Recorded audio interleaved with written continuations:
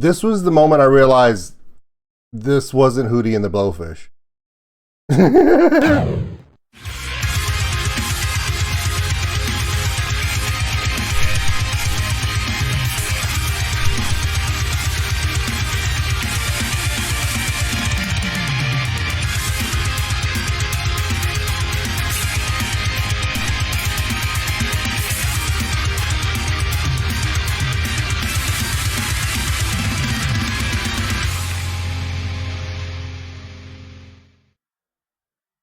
Hey everybody, my name is OldSkuleNerd, and I'm not a big fan of deathcore metal. I'm not. I never have been. I'm more of a dynamic music where I have jazz roots and folk roots, so I do like a little bit dynamics in the rhythm section, variances in the arrangement, and I don't mind growling. It's not my favorite vocal style, but I like bands like Jinjer. I do appreciate them because they can go back and forth. And a lot of times in the growling, I can hear everything and understand everything they say. Now that I've said that, and before you click and put a thumbs down and tell me to go F myself in the comments, I really like Suicide Silence. And they are my first deathcore band that I was like, I really like these guys. Now, if somebody had told me, here's a Suicide Silence video, check it out, I'd have been like, okay, they're loud, they're fast, the lyrical content is definitely deathcore from California, you know? But they're coming up on their 20-year anniversary in 2022, and they've been through a lot. You can see the guy up at the top of the screen, that's Eddie, their lead singer. He had to replace a lead singer who died in a motorcycle accident back in 2012. And their fans took the transition. They love Eddie. Eddie's keeping it going. One of the interesting things about this band is that they still take care of a foundation to help support Mitch, the previous past singer, his daughter, and her continued education and her needs as she grows up. That's impressive. What else is impressive? This was really my first time going to a deathcore metal show. Now, this was not per se a deathcore metal show. They were opening for Jinjer, and Jinjer is not deathcore metal. Jinjer is Jinjer. Because Jinjer is very unique.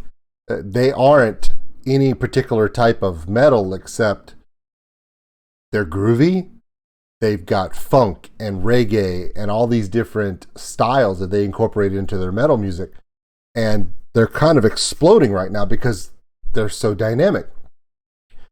So when I got the tickets to see Jinjer, I was like, okay, I wonder who's going to open up for them. And then I saw the lineup and I was like, whoa, that's a heavy opening act. And that was just all Hell the Eddie. But I had never really heard of Suicide Silence. And when I mentioned it to all of you in my community, you guys were like, get ready. I wasn't ready, by the way. So this video actually comes from a guy named Josh, okay? And this is the only video Josh has. In fact, I think this is the only video on Josh's channel. And Josh, I asked Josh if I could use this for my reaction because my vantage point in the show is not as good as his. Why? Josh was either brave enough or dumb enough to take this video from the middle of the pit at a Suicide Silence show. Now, for those of you who didn't just go, he did what? Suicide Silence is known for a lot of things.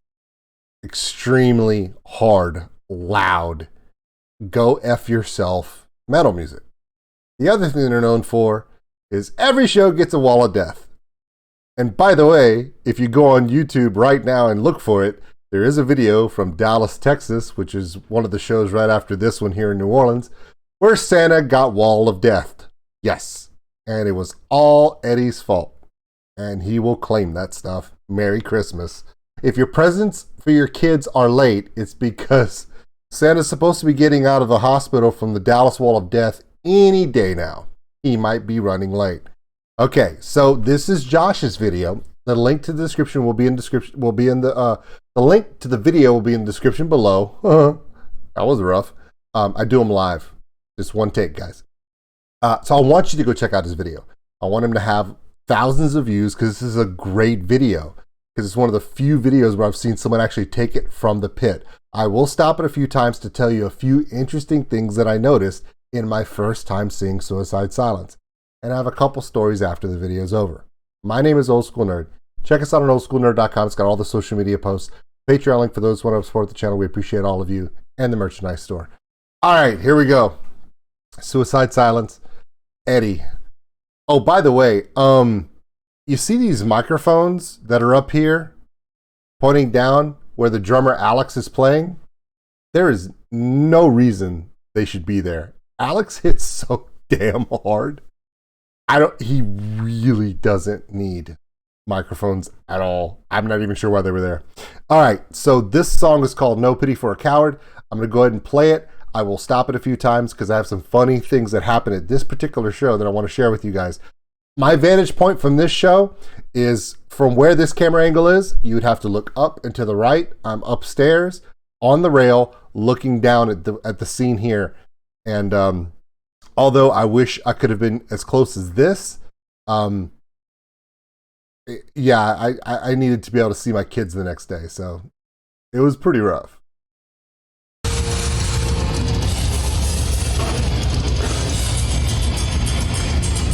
No pity for a coward. Yeah, he's actually in the...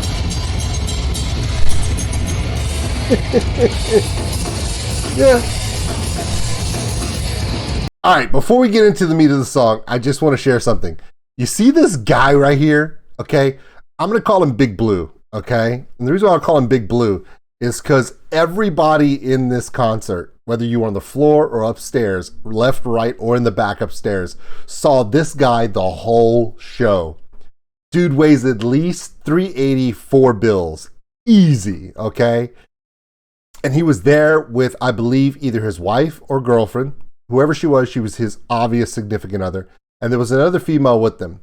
Now, you can't see his wife at this point because she's behind him. In fact, you might be able to see just the corner of her face right here behind his head, okay? The reason why I bring him up is you're going to see him a lot in this video, usually looking at the pit. Why? Because when All Hell the Yeti came out, his wife was in front of him, or his girlfriend was in front of him. He had his horns up. They were rocking. His date or his wife or whoever she was rocking with him. They were having a great time until the pit started up. Then when the pit started up, he was the edge. He was the outside edge wall for an entire section, the whole front section of the pit facing the stage. So between him and the stage were about 4 lines of people, including his significant other. This dude in the entire show, from All Hell the Yeti all the way to the last song, Vortex of Jinjer, I saw him get moved by the pit twice.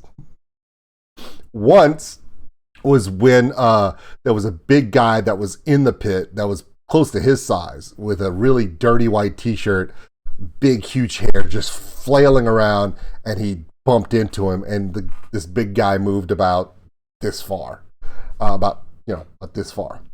The second time was during the Wall of Death, and that was a totally different situation. During the Wall of Death, he spun his significant other around, wrapped his giant arms around her, and just held on until the Wall of Death was over. But most of the time, the woman he was with, and I guess her friend that was with her, and the people that were in between him and the stage could enjoy the show without anybody hitting them. He faced away from the stage with one arm up like this, just sending people back in like this, just bumping them back into the pit, just protecting everybody else. This dude was a boss the whole show.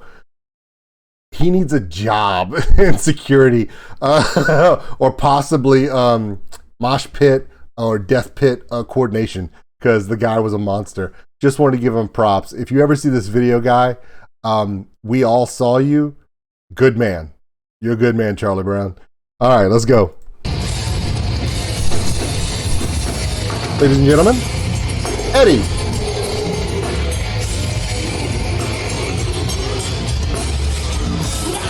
Let me paint a picture for you. Here's Eddie. Eddie's not on the stage right now. No. Where's Eddie? Eddie has stepped across the gap from the stage There's about a 2 foot to 2.5 foot gap from the front of the stage to the railing. He steps across there. He's standing on not a police round barricade, not a platform barricade like all the wrestling shows. No, it's about a 2-inch square bar. And he's standing on top of it. There's this one fan up at the front with a bald head. That dude reached up with his hand and he caught it in a fist grip. And that dude just held his hand up so Eddie could lean forward, stand up on that railing, and just rip into this song. This guy right here behind him with the bandana on his head, he's security. I saw him at the front door during the meet and greet. Really nice guy. He was working the metal detector. I don't know if he's the head of security or whatever at the House of Blues, but if you are and you see this video, dude, great job, you and your guys. He had 2 guys, one stage left, one stage right there in that gap, helping people get out. They had a lot of crowd surfing, especially during Jinjer. Nobody got out of the surf and fell. They did a great job. This guy's going to do something here in about 2 minutes that is so badass that most security people will not do at a show. So much so that when it happened, right afterwards, in the middle of the song, Eddie reaches down and pats him on the back. Let him know, thanks, bud. Thanks for being there. I'll point it out when it happens. By the way, Dan, the bass player, didn't really get to see him because of the angle and the thing, but I could hear you, brother. You were wailing. Oh, and the Bubblemint twins, the guitarists for Suicide Silence, those 2 guys were whipping their hair standing. The stage is so small. They were standing shoulder to shoulder and they were whipping their hair. And there was one point where I think the one closest to the drum set whipped his hair and it got caught on the neck of the guitar of the other guitarist. And he went like this and he went, ah! And the other guy just started laughing at him because they were just having a great time. I'm telling, there was just some crazy stuff going on in this show. And if you've never seen Suicide Silence, like I had never seen them, this is what made me love this band. I didn't understand a single word Eddie was singing because I've never heard their music. But Eddie is an amazing showman. This band is so good at connecting with the crowd. Because no, I can't understand what he's growling. He made sure he talked to the crowd between each song to let them know what was up. He let them know when it was time for the Wall of Death. He talked to the crowd from beginning to end because this guy right here is such a fan of the fans that he spent more time in the crowd than singing to the crowd. Does that make sense? Keep watching.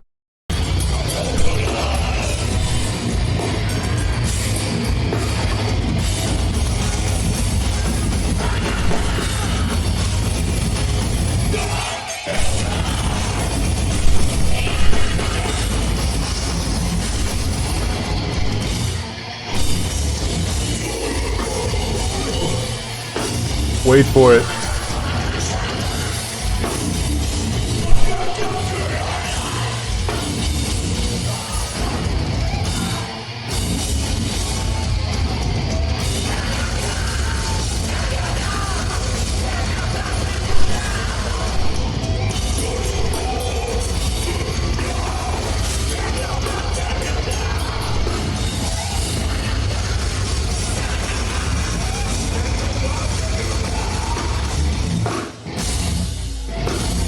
He's on that railing again. Okay.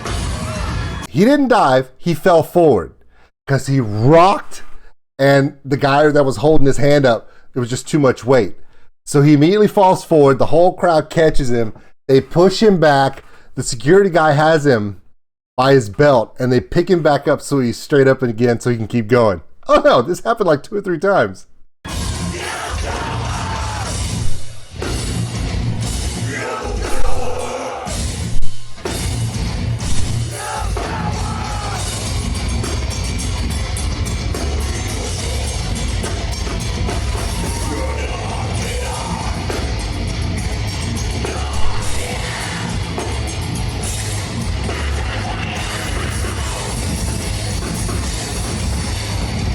There's only one reason why he's crouched. Because he's looking.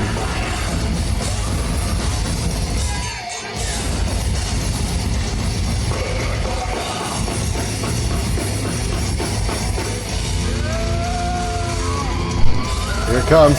Here comes the break.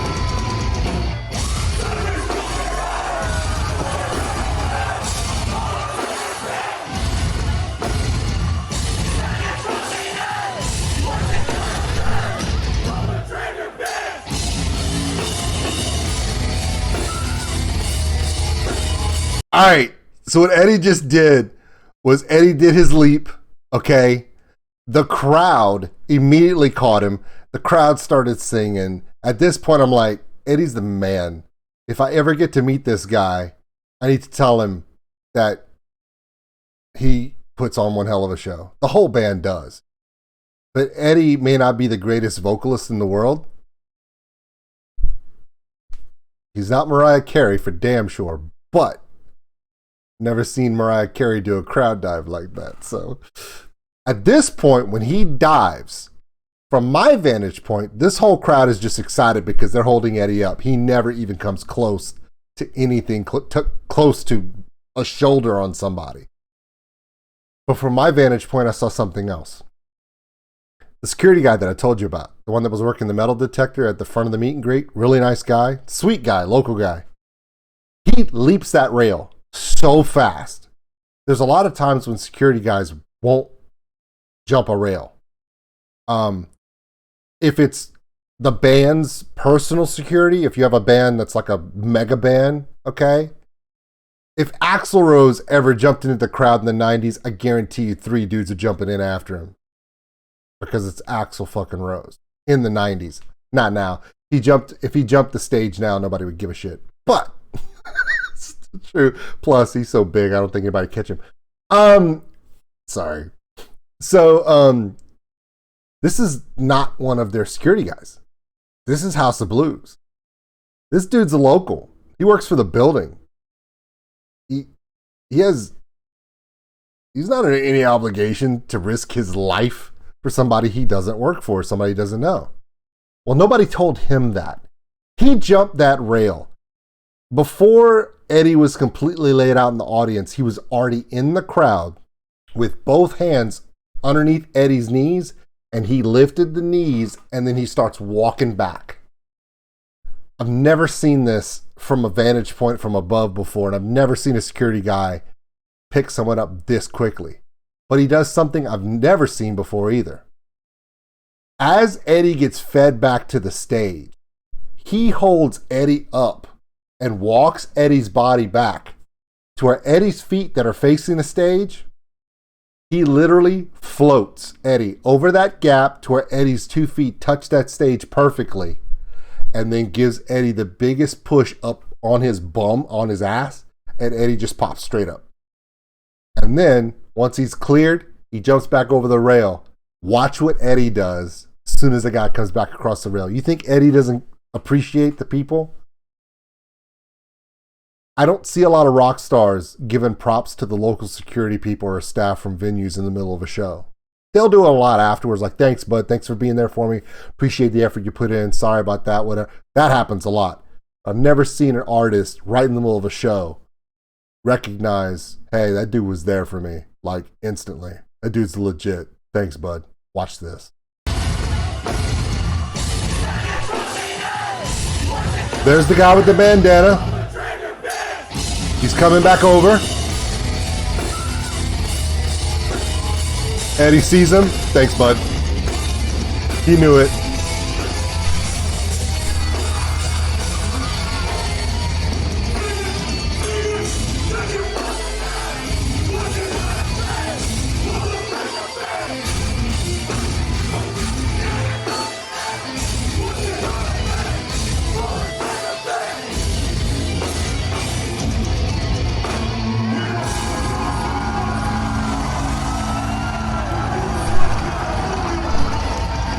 Riverside, bitch.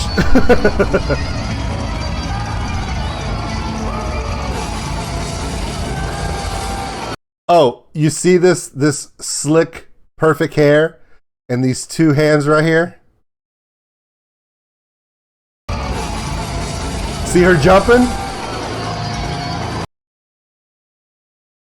It's an African American woman that was on the side right there, dressed to the nines, perfect makeup, perfect hair, you know.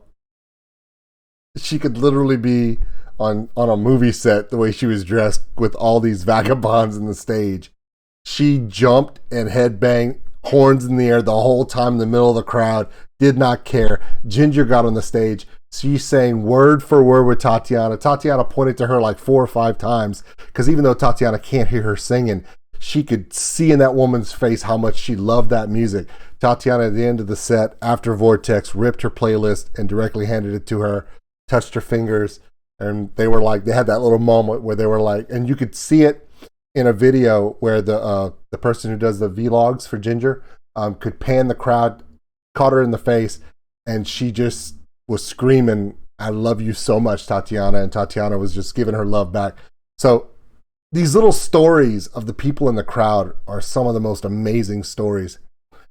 One more story I want to tell you about before I tell you about Eddie and this video ends. Please check out this original video that Josh shot from the pit. His channel's in the link in the description below. Thank you so much for sharing this, Josh. You're a braver man than me to film this from the edge of the pit and in the pit during the song. Across from me on the bottom level, there was a guy, okay? And he apparently is a club member for the House of Blues. He looks like an Amish grandfather. His beard is down to his belly, white, okay? Elderly gentleman.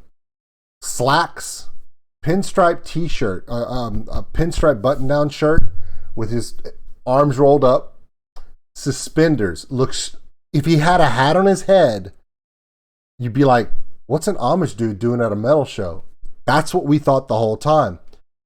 This dude was there the whole time, just like this. Chelsea and I went to him after the show. After the crowd left, he's still hanging out having a drink or something. We walked up, was like, dude, you were the most metal dude I've ever seen in my life. Do you love metal? He's like, I come to every metal show they have here. He goes, I never miss a show. And I was like, really? He goes, love it. And I'm like, how old are you? He goes, I'm 84. What? This dude was my age before metal was a thing like this. Death metal didn't exist like this when this dude was my age. And he's just like, oh yeah, never miss a show. So if you go to the House of Blues in New Orleans and you go see a metal show, and if you're facing the stage and you look to your left and at the tables, there's an old man with suspenders and a long white beard sitting there doing like this. Go up to him after the show and say, dude, you're the man. And he'll tell you, appreciate you. So anyway, I told you, the show was weird. One thing about the Jinjer tour that I noticed, that Suicide Silence's set bring out the most amazing stories. From the giant guy in the blue shirt that was bouncing people off of him like he was a Marvel villain back into the pit while he's just protecting his wife or girlfriend or whoever she was, to the Wall of Death Santa in Dallas. Please look that up. Suicide Silence, Wall of Death Santa, Dallas. It'll pop up. Do not miss that video. It's hilarious. Santa stands right in the middle of the Wall of Death and they destroy him. To people you just wouldn't expect to see at a metal show, just falling in love with it, and you're like, man, that is awesome. Yeah, and the amazing Amish grandpa metalhead in New Orleans that never misses a show. After the set, they were tearing down for Jinjer, and I walked up because I wanted to look at Suicide Silence's merch table, because I had already bought some stuff from the Jinjer merch table early because I went there to see Jinjer. I loved All Hail the Yeti, played some really great stuff. I'm going to do some reactions to those guys. I was looking at Suicide Silence's stuff because I was just impressed by the show they put on. Their interaction with their fans was so intimate, especially in that small venue. They won me over. I still didn't know a single word to any of their songs because I had never heard them before. But as a reaction artist, I know an amazing live band when I hear it. And the thing about it is, if Suicide Silence was playing a live show, I would go. Why? Because I know the second Alex hits that kick drum the first time, or he drops that beat the first time, or Eddie walks out and just captivates the crowd for however long they're there. The legacy of this band, they're turning 20 next year, and they're kicking ass. Standing next to the merch counter, and I turn, and Eddie's right there, completely drenched in sweat. He just came up to check the merch counter, see if anybody was hyped up, give high fives after the show. He did it on purpose because he knew that people usually, if they're impressed with the band, they'll run upstairs to the merch area right after they hear the band. They're like, okay, I just checked this band. I want to check this out. And I was standing there. It's like, what's up, bub? I was like, dude, I have never seen you guys before. You blew me away. You connected with all of us so much. Thank you. And he goes, dude, thank you so much. Gave me the handshake, the hug, tap. And he's like, I got to go get a shower, man. I said, hey, can I get a picture with you? I want to let you know. You don't know who I am, but I'm definitely doing a reaction to your band because you blew me away. You're the first band I've ever heard like this that I just completely fell in love with. And he goes, absolutely, man. He goes, put him up. And we both screamed at the camera. I took the picture. Never met the guy in my life. Never seen the guy play. I've never heard a song by these guys. And that guy right there won me over.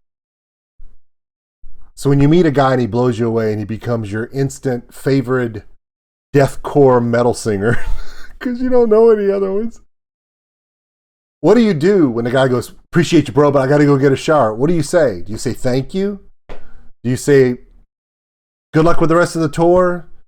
Do you fanboy and go, hey? No. My stupid Cajun ass goes, hey, dude, hey, Eddie. And he turns and goes, don't forget to wash your ass. He goes, good tip. And he bounced. Don't forget to wash your ass? Actually said that. Anyway, Suicide Silence. They just got off the road with Jinjer. They had an amazing tour. They were tearing it up. And I mean, the thing about it is Suicide Silence was the second on the bill. So by the time the crowd got done with No Pity for a Coward every night, you can just imagine how amped up, just cranked a crowd is. So when Jinjer starts up, the crowd is just ready to go to war. It's just, it's high energy. My name is OldSkuleNerd, and this was the moment I became a fan for Suicide Silence. Straight out the gun. No, this isn't a reaction. I'm reacting to this point of view, which was awesome. But I just want to share with everyone how one live show can completely change your opinion about an entire genre of music you didn't think you'd like. Not only that, but I'm letting you know right now, if somebody can point out to me a show from this band, Suicide Silence's genre, that connects more with the people every single show, let me know who they are, because I'd love to catch that show. We'll see you on the next one. We got more coming back. Thank you, Eddie. Thank you, Suicide Silence. Check out their videos. And thank you, Josh, for letting me use your video for this video here. Check him out. Please like and subscribe to his channel. Like his video. My name is OldSkuleNerd. We'll see you on the next one.